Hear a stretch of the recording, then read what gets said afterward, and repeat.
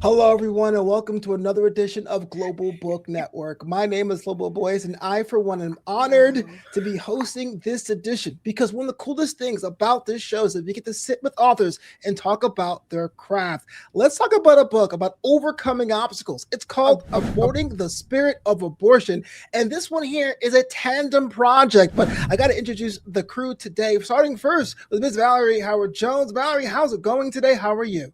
It's cold, but other than that, we give God glory. I don't know about you. It is 80 degrees here in Los Angeles. It is a whopping, it woke up to a whopping 9 degrees this morning. So you get on my nerves right now. So we were talking a whopping 8 degrees this morning. 8 degrees. Okay. So sorry to hear that. I mean, it's so toasty here. 8. Miss Valerie, can you show us who you're with today? Just make sure the group thinks to watch it. I can. This is one of our co-authors, Tiffanylynette May-Byrd, and then I have to my left, Sister Gwen Ratliff. Hello, hello, Hey, hello. how's it going? And then on the screen, my gorgeous auntie, Dessie Diamond. So glad that you're here today. So let's talk about the brass tacks, because when I came across your book, I'm not the only person, but the title threw me for a loop. I will say it looks like it's going to be about one thing, and it's about something else. So let's talk about how you decided to put it together, the idea of the book, and why you decided to name it the title you did. Well, actually, I had a physical abortion in 1982. The adults around me strongly suggested it. And from that point forward, it was a struggle. It was a lifelong struggle. And then I rededicated my life to the Lord. And, I began trying to heal. And then I realized at some point that a physical abortion wasn't the only thing that was aborted in my life as I began to heal. And so this is my 5th book. And I started praying because that title just kept going around in my head. And even as I was talking to my aunt, and I consider these my sisters, and my sisters about what I felt like God was saying to me, I shared with them, there's more than one way to have an abortion. And most of us have experienced that spiritually, growing up in the church and then leaving and then coming back. I got a chance to see things from a totally different perspective. And there's a lot of aborting going on in man's church. And so that to me was the foundation, and knowing these women's stories, that to me was the foundation of how we came about this book. And honestly, I did not ask anybody to write that God did not tell me to ask. Right. So it was not like an open call. It was specific individuals who were offered the opportunity based on their testimonies that I was aware of. And these 7 women that joined me were the ones that said yes. And you're right, there are 8 authors in total. And I want to start my next question with you, Ms. Diamond. What was that call like? Was it like the Avengers Initiative? Did you get a phone call saying, we want you a part of this book? Did you said, oh my goodness, it's a time for me to come forward? Like, what was that call like when you got a chance to be a part of this project? No, I actually, I asked Valerie because she had written so many books and never asked me to be in one. So I thought this was a perfect opportunity for me to say I wanted to do this book. And the reason why, I knew it was difficult because it was difficult for me as well. I unfortunately believed in man's law. So if it was legal, then it was okay. And it was never okay. In my heart to do that. Okay, in my heart and in my spirit, but I said, okay, well, it's legal, I don't have to go in the back alley anymore or something like that and risk my life. And it just wasn't for me. It just wasn't for me. I cannot say the choices that other people have made and if they were able to understand what they did, but honestly, I didn't understand it. I looked at it later as if the forces of evil had gotten one over on me and made me a murderer. That's what I thought. Yeah. Well, let me So ask. I was glad to be in the book. Absolutely. I was so glad because this has really been cathartic for me. Well, same question to the other ladies here live in studio, Ms. Gwen. What was that like, getting the phone call, getting the opportunity to be part of this project? Oh, Val and I talked about and shared so many things along this Jesus journey, as I call it. And when we start talking about the things of abortion, mine was more so toward the spirit of going to church after church after church and being attacked with the subtle way in which women were being mishandled, and it could cause you to turn away from your Christian walk based on the things that were happening. So my topic is aborting the spirit of aborting the spirit of abortion within the spirit of this walk, because you can lose yourself in this and give up on your Christian journey with the things that I was experiencing through my journey. So mine was aborting the spirit of abortion. And the challenge is it takes a person to truly understand the cross from the natural to the spirit in this Jesus journey to know how things can happen to you. Absolutely. I love that. In your testimony? So I can, what? He's gone. Uh-oh. I'm here. He's here. Oh, okay. So mine was different. I was the product of a botched abortion. And so my perspective was different. And at first, that's what I thought I was going to write about. But it turned because understanding that you can be gifted and your gifts can be aborted because of oppression, negativity, depression. And so for me, for all the trauma that I had gone through, I found that, Jesus plus therapy and time is divine healing. And that equation really applies to any and everyone throughout life. But this, for me, I bore the scars, the physical scars of a botched abortion. So it's with me. And it was a choice of how do you live with it? And what does it mean? And when you see it, how do you feel? And it took me until my adulthood to undo some of the things that were caused in my adulthood. You would think it started in childhood, but it all of it didn't. The negativity really came about in my adulthood, in church, around people who thought I was too much. And so knowing that my destiny wasn't delayed or denied, that was important. That was really important, because when you get that false start, sometimes people just give up. And that's something I wanted to talk to everyone here about. A lot of times, no, I won't say a lot of times, all the time, we are assailed. Things happen, whether it's bills or family or your boss or the car won't start. There's a lot of opportunities there for someone to give up. And I know there's something that people say, like, no one would think of any less of you if you went home or tried another day. But there really is a through line of perseverance with that. Apostle Val, I want to ask you this question. Was that something that you guys came across and discovered even before writing a page, or did you find more layers of each author's resilience when going through each one's tale? It's been a life's journey for most of us, and I can only speak for me. I was third of four children. For a long time, I was the only one my mother put in foster care.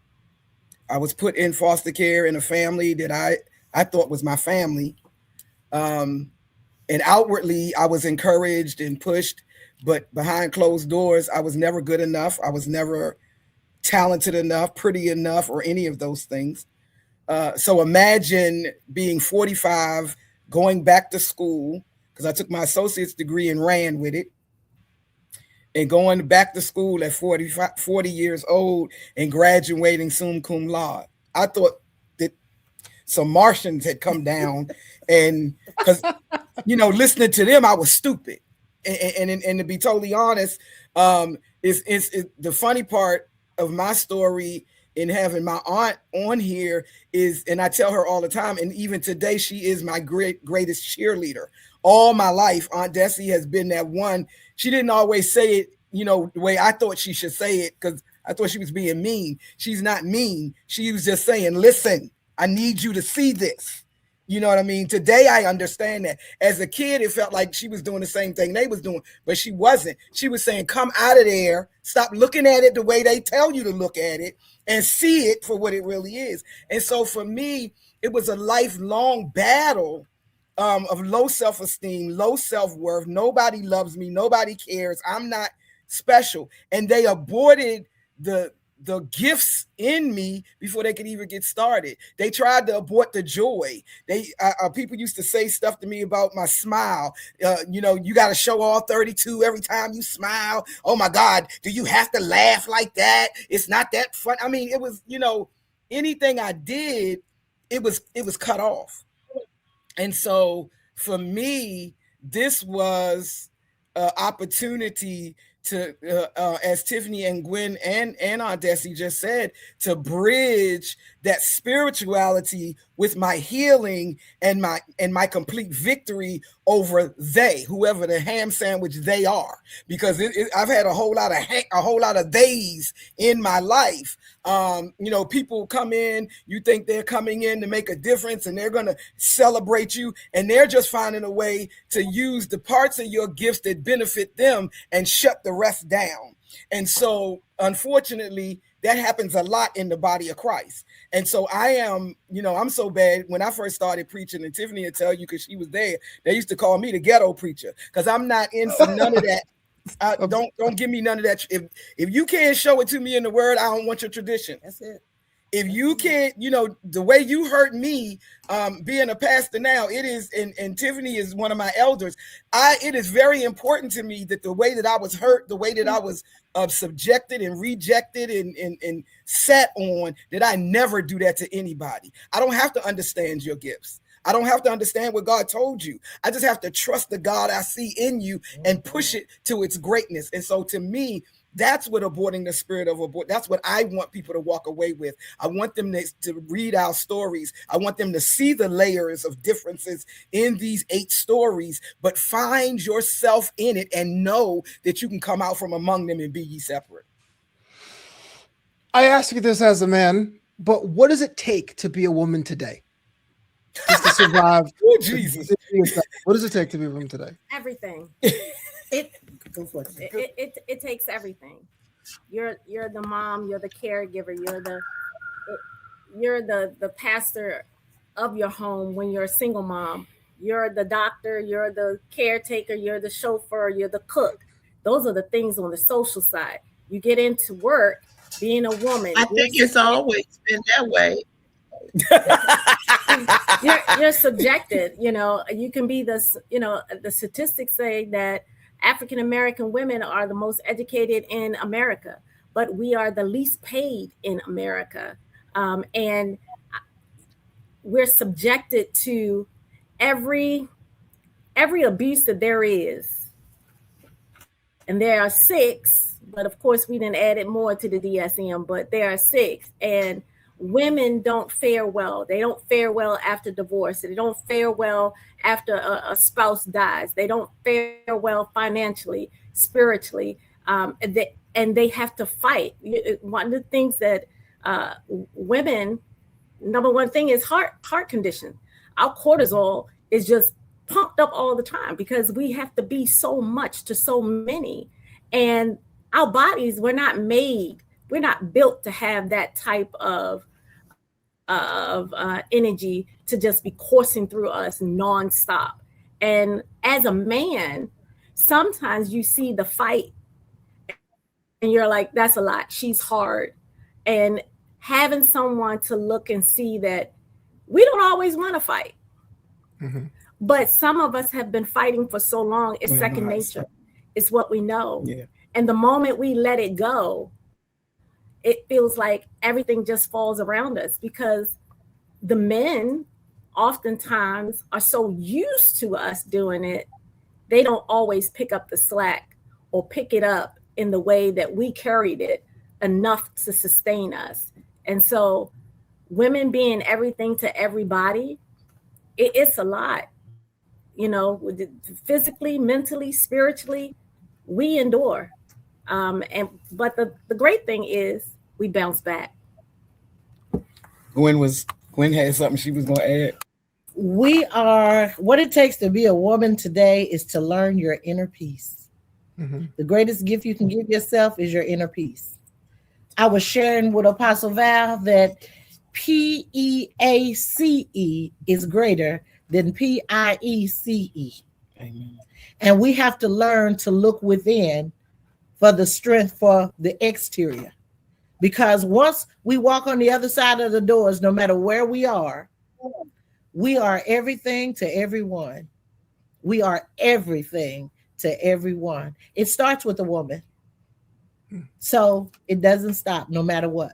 Like Elder Tiffany was saying, it doesn't matter if you're the mom, if you're the cook, if you're the CEO, if you're the caretaker, if you're the kid's playmate, play date, if you're husband, wife, married, children, church, elder, the women are everything.